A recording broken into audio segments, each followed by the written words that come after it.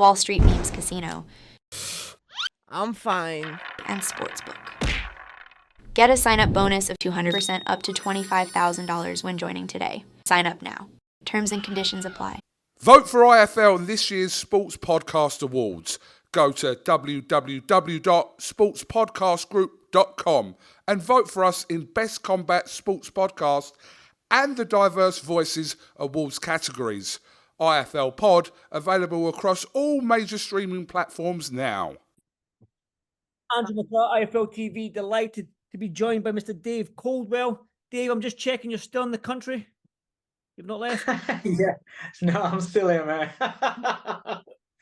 That's good. That's good to know. That's good to know. We all know that what Twitter's like and whatnot. But yeah, first and foremost, mate, you're still smiling, which is good to see. So yeah, how's things? I've not spoken to you in 2024. So yeah, how's life? Yeah, really good. Life's good, thanks, mate. I'm lucky. Got a happy, healthy family, so life's good. I'm enjoying what I do. Yeah, so can't complain. Definitely. Like, I follow you on Instagram. I've seen your daughter. She's a DJ now. She's mixing up and all that sort of stuff. And you've got a young boy as well who looks like the young footballer as well. So yeah, it seems things are going well in family life. Yeah, really. Listen, I couldn't be any prouder of the kids. They both got a passion for something, and both chasing it.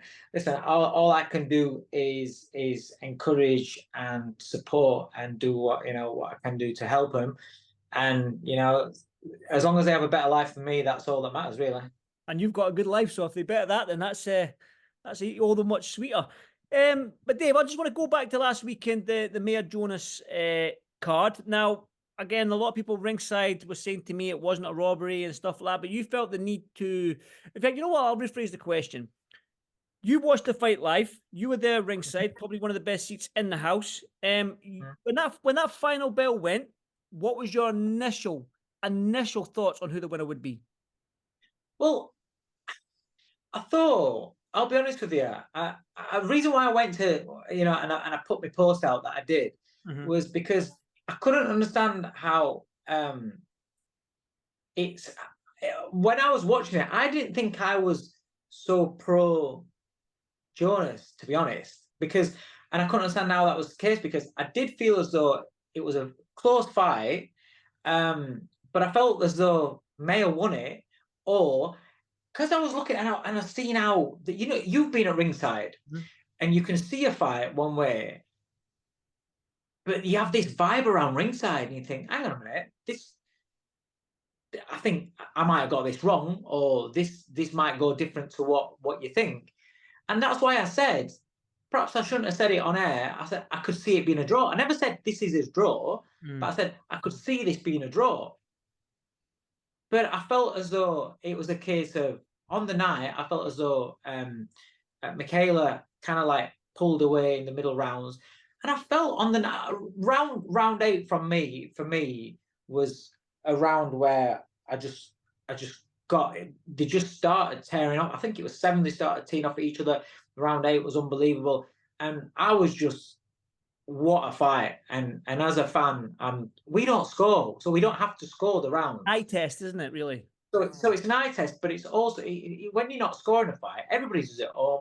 If you're not sat there with pen and paper, it's a feel of the fight. And I felt as though Tasha started clawing it back towards the end. That's why I said I think it's close. I think it's a close fight, because even in the rounds, these 2-minute rounds, somebody has a 40-second dominant burst, and somebody's had the rest of the round where they just seem to be chipping away. And all of a sudden, it's like it's very difficult. It can be difficult to pick a winner on the round. I remember round 8, I couldn't split them. That could go either way. And I didn't realise until I watched it back. In my head, I got round 9 wrong. I feel as though Mayo won round 9, but on the night, I thought Tasha won round 9. But yeah, I wanted to go back and I always watch fights, whether I'm working on them or not. If I'm at a show, then it's live. I watch them back the next day, or if it's one of my fighters, then I'll get back and I'll watch it straight away. But I always like to watch a fight back. on TV, because it's a different. You get different angles and you see more. Whereas I'm sat at this angle to just see. So a shot that might have been parried by the person that's got the back to me, and they might parry it and pull back at the same time. Maybe, I think it's like, oh, did it land or didn't it? Or it might have landed and you don't see it land. So it's a difficult one, because boxing is, I know you shouldn't say it's subjective, but it is. It's what you see and what, and how you feel is. But we don't score it on Sky, but the feeling for me was that if there was a winner, it was Mayer, but I wouldn't have been surprised if it were a draw. I just felt this vibe, and that's what I thought, and that's what I said. Watching it back, it wasn't a draw for me. Watching it back, it was Mayer, but it was still a very, very hard fought, safe is to say 2, but it could have been 3 rounds. Well, you felt the need, obviously. I'm guessing when you got home that night, you saw on Twitter that, I don't know what was said on Twitter and that, but you felt the need to put on a couple of sets of tweets and stuff. Yeah, because I couldn't understand how people were saying I was biased to Jonas when I felt Mayer won it.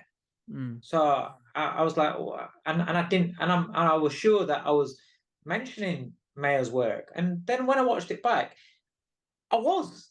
And in fact, after round 7, I think all 3 of us were having a chat, and I after round 7, I actually pointed out and said that I felt as though Mayer was winning the fight and looked to be on a roll. But that's what I'm saying, is that's where the last 3 rounds for me is, perhaps that's when, in my perception on the night, was Tasha was clawing it back more than what watching it on TV, more than what she did for me. But well, you said that you wouldn't have argued if it was a draw. And when we were backstage doing the press conference, the post-fight press conference, we were talking amongst ourselves, and we were saying, was it a robbery? And a lot of people were saying it was a robbery, and some people were saying, listen, it was that close a fight that it wasn't a close fight. Yeah. So in fights like this, the way that I listen, and we all see things differently, the way that I see it, I had a feeling that, in fact, I think I said it I did a couple of interviews straight off, mic off interview. I got collared for Boxing Social and Seconds Out. And I said, for me, if Mayer didn't get it, she'd feel hard done to. Do you know what I mean? But it's one of those fights. But I did feel at the time, I thought, could be a draw. Because it was such an enthralling fight, such a close fight where some of the rounds could go other way.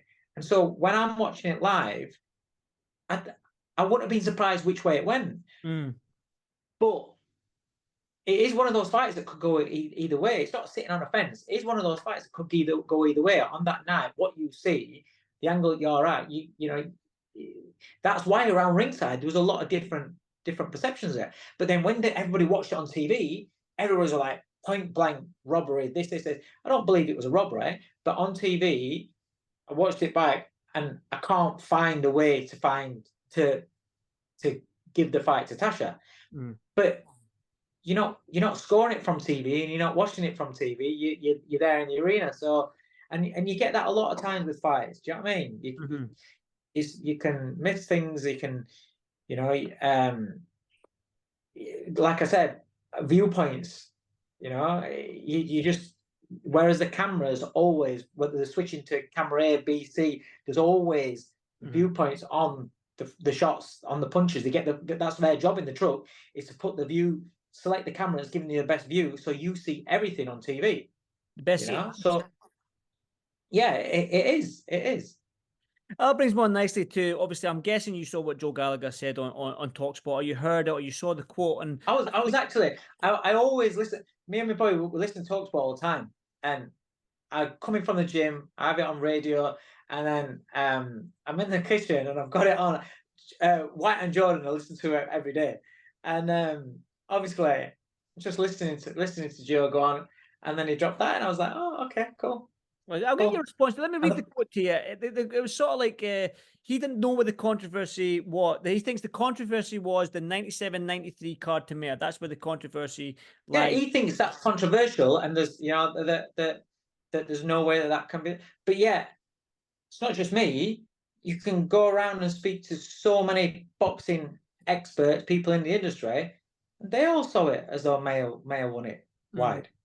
Well, he says now the backtracking. He says now the backtracking. Dave Coldwell, why was he commentating? Where was Carl Froch, Matthew Macklin, guys that know their boxing? So I guess he's basically implying there that you don't know boxing, and why were you in the commentary booth? I just want to get your response to that.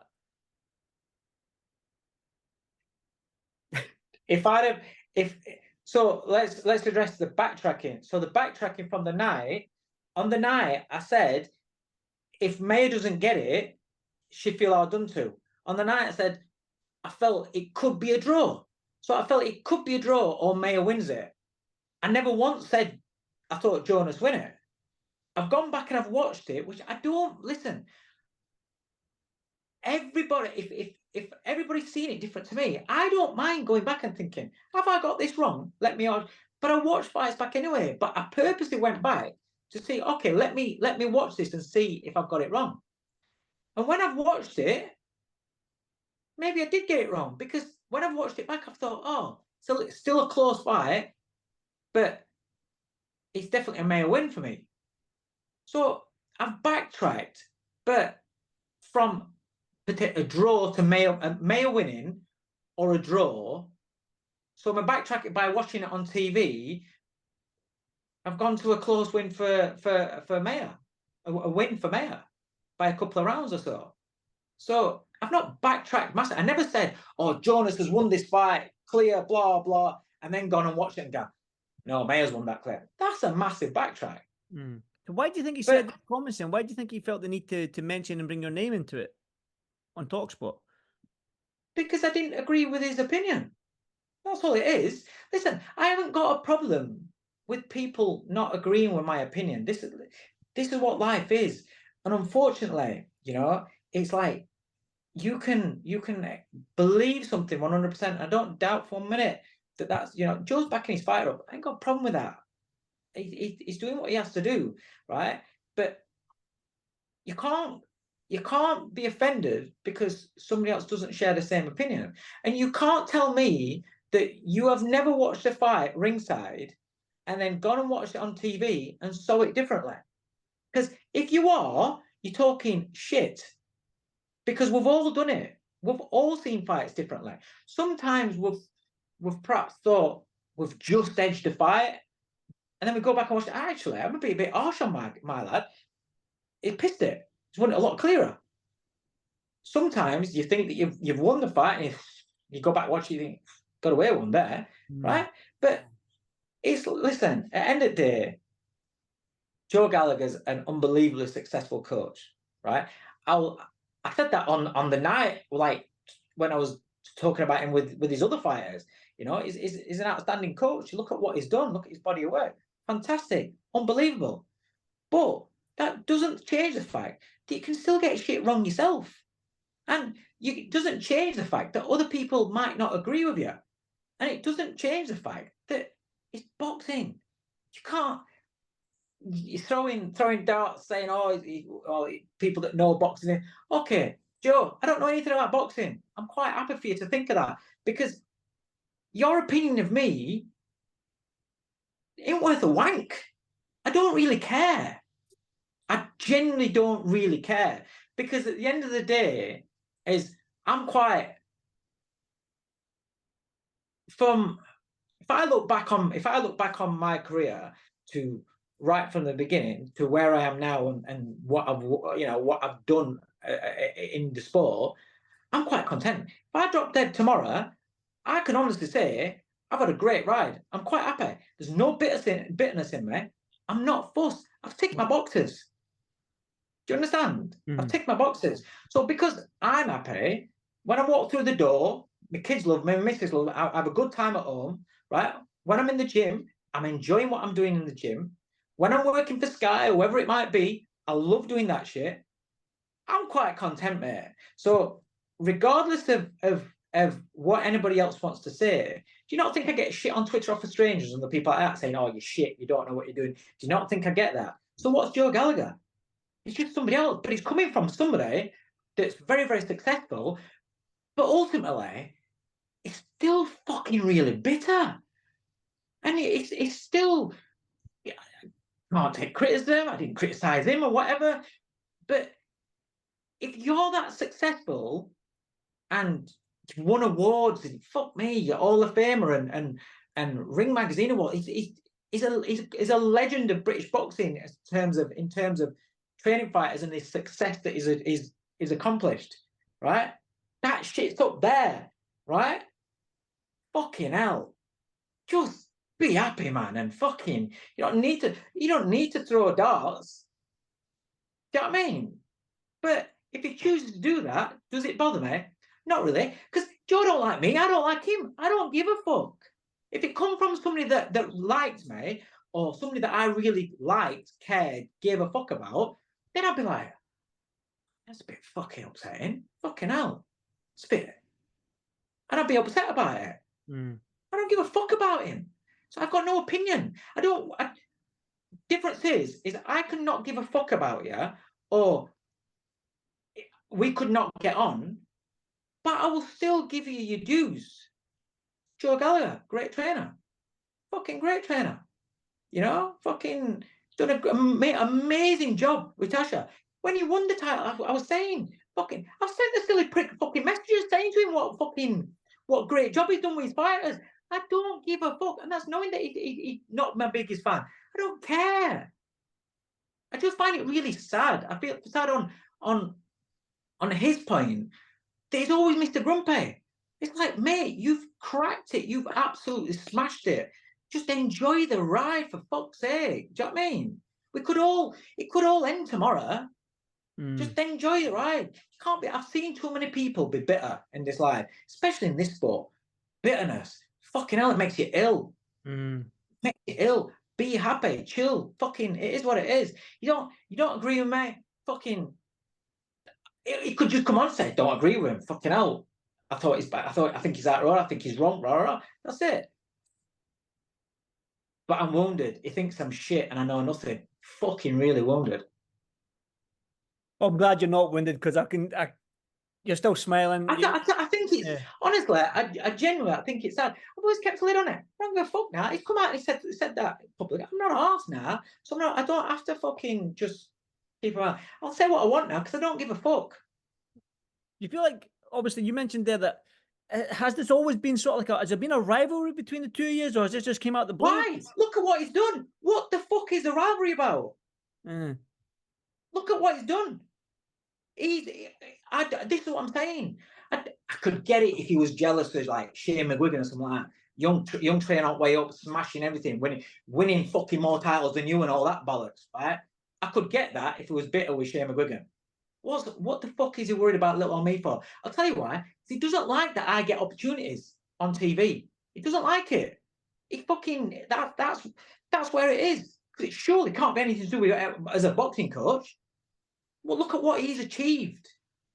Do you understand? So he obviously doesn't like me on TV. He don't like me fucking irritating little voice. Whatever it is, I don't really give a fuck, mate. I will do me. And if he's got an issue, he can come and speak to me. Not a problem, right? No problem at all. But I don't give a fuck. It can be in the same room as me. I don't need to speak to the man. You don't need to speak to me. If you want to, not a problem. But obviously, fucking, everything that's going off, and all of Twitter and Barry Jones or fucking whoever it might be that are saying that they thought that Mayo won the fight. He ain't got no problems with them. Got a problem with little old me. Fucking hell. Get a fucking life, man. Enjoy your success, enjoy your wins, enjoy your fucking your accolades, and look back at your career and go, fuck me. I've smashed this game. Time to put a smile on my face. Well, that's I don't know. I think you answered probably about 5 questions in one bit there, Dave. So I'm going to do a hard segue left. And obviously, you mentioned that little old June. You have a very, very young stable coming through, and we're at 2024 now. So what's happening? Where's the plans? When are we going to see Dave Coldwell back in the corner with his fighters? I think first one up's Dan Toward, Oh, March. Dan, yeah, I've just seen that. Yeah. I've just seen that he's came down here. He's a Yeah. very, very good young fighter. I like the look of him. Yeah, good fighter, grafter, really nice kid. Had an unbelievable grounding and schooling. You know, he's been at the Berkeley Boys since he was a young kid. Unbelievable job they've done there. Fantastic gym. So yeah, he's on to his next stage of his career, and he's fit into the gym really, really well. Good kid. Like I said, grafter, very, very talented. And Sam Jones is going to keep him very, very active as well. Well, Dan Toward, no, there's probably a little bit of pressure on you, Dave, because apparently Dan Toward, well, not apparently, Sam Jones did say that to Wasserman that Dan Toward will be the best signing that they've ever signed. So pressure on you to keep him winning then. No pressure on me, mate. No pressure on me. It's part of this. Whether or not people think that you're the best or not, you have to keep winning anyway if you want to, succeed in your career, and that's how I see it. If you've got dreams and aspirations, then regardless of what other people's opinions are of you, then you have to keep winning, and that's what Dan wants, and that's what Dan's going to do. He's a very, very good fighter, very, very talented. Just needs the experience now. Which is the same that can be said for Stephen Cairns, just experience, and big news is going to be dropping about him very soon, potentially this week. Very excited for his 2024. He's a great, another like Dan, but obviously he's been with me like 3 years. A great student of the game, sacrificed a lot for the game, and his IQ is just developing fantastically. To go with his power, his excitement, he's now a very, very good boxer as well. He's been out to America twice in 2023, sparring, getting some great experience over here. So yeah, I'm excited for him. I'm really pleased for him as well, because he does deserve to be known more widespread outside social media. Is unbelievable. Oh, he gets unbelievable views on his Instagrams and his TikToks. Unbelievable. He gets it, and his content's fantastic. Which is good. Yeah, he sells himself, but a lot of boxers need to do nowadays. Yeah, he gets it. He's a bit of a promoter's dream, because he's exciting, but he gets the other stuff as well, and so they can have some fun with him. So I'm excited for his 2024. Definitely. And obviously there's Tony Bellew behind you. He's making his comeback soon, isn't he? Oh yeah, I was like, what? How did you get here? Just popped out of the jungle. Is he what? Is he for? Well, that was a bit last year. I think it was the tail end of last year, and he was talking. I done an interview with him, and he's talking about. I think it was Lucas Radowski, who's the Bridgerweight WC World Champion, and I don't know if he was. No, you know what Tony's like, tongue in cheek type of guy. And then that time when I was doing an interview, and he said he came over to you. I done an interview with you, and he said, "All right, coach." And I was like, 2 and 2 together. I'm like, what's going on here? But yeah, no, I think Tony's going to stay happily retired, and. Yeah, he's doing. Listen, he's another one. He's smashing life. People want to criticize, but he's got a beautiful family. His kids are all growing up, really, really good human beings, and he's, he smashed it. He's been successful at everything. Look at what he did in the jungle. It's the stuff like A League of Their Own and stuff like that. He's gone out of the box, and he's been very, very successful in just being himself. So I'm very proud of Tony Bellew. Definitely, and he's smart. That was the first time I probably watched the jungle when Tony was on it, and yeah, it was fun to watch. But Dave, like, I can't believe I missed you in Liverpool. I don't know if it was like I said, it's like looking in a mirror right now. I don't know who's who, me or you. We've got the bald head, we've got a nice grey beard going on. I've got a better tan. You've got a way better tan, man. I don't get no sun up in Scotland, Dave. You know what I mean? And I think sat down on screen, I think we look about the same sort of size if we sat down. As long as you don't stand up. I'm not that much bigger than you anyway, Dave, so don't worry about that. I'm not that much bigger. Yeah, but I'm gutted I missed you. I like to do these talks with a mic in my hand face to face rather than a Zoom call, but no doubt I'll catch you on the next one. And good luck with all your fighters, Stephen Cairns and Dan Toward, and all the likes. And until the next one, mate, I'll speak soon. Thanks, mate. Nice one. Thank you very much, Dave. Appreciate it. Thank you. Wall Street Memes Casino. I'm fine. And Sportsbook. Get a sign-up bonus of 200% up to $25,000 when joining today. Sign up now. Terms and conditions apply. Vote for IFL in this year's Sports Podcast Awards. Go to www.sportspodcastgroup.com and vote for us in Best Combat Sports Podcast and the Diverse Voices Awards categories. IFL Pod, available across all major streaming platforms now.